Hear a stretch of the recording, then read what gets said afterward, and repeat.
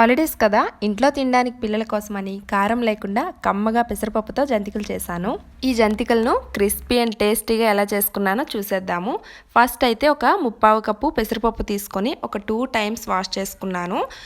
1/4 cup పెసరపప్పుకి double క్వాంటిటీలో water వేసుకొని ఒక 4 విజిల్స్ వచ్చే వరకు ఉంచి చల్లారిన తర్వాత మెత్తగా పేస్ట్లా గ్రైండ్ చేసుకున్నాను. తర్వాత ఒక 2 కప్స్ బియ్యం పిండి తీసుకున్నాను.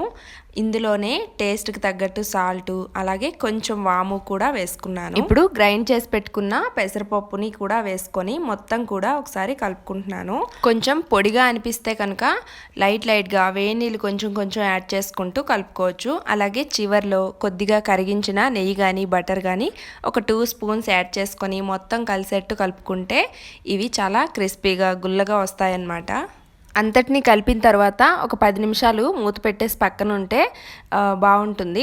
కొంచెం ఆ ముద్దంతా కూడా మంచిగా సెట్ అవుతుందన్నమాట. ఆ 10 మినిట్స్లో ఆయిల్ కూడా హీట్ చేసుకోవచ్చు. ఆయిల్ కొంచెం హీట్ అయిన తర్వాత స్టవ్ సిమ్లో పెట్టుకొని ఇలా ఒక్కొక్క మురుకు కూడా వేసుకొని వేయించుకోవాలి. వీటిని ఆయిల్లోకి వేసిన తర్వాత బబుల్స్ రావడం ఎప్పుడైతే ఆగుతుందో అప్పుడు లోపల వరకు కుక్ అయినట్లు అర్థం అనమాట. అప్పుడు బయటకు తీసేస్తే సరిపోతుంది. ఇవి తొందరగా మాడిపోకుండా ఉండాలంటే స్టవ్ మీడియం టు లో ఫ్లేమ్లోకి అడ్జస్ట్ చేసుకుంటూ వేయించుకుంటే సరిపోతుంది. క్రిస్పీగా చాలా టేస్టీగా పెసరపప్పు జంతికలు అయితే రెడీ.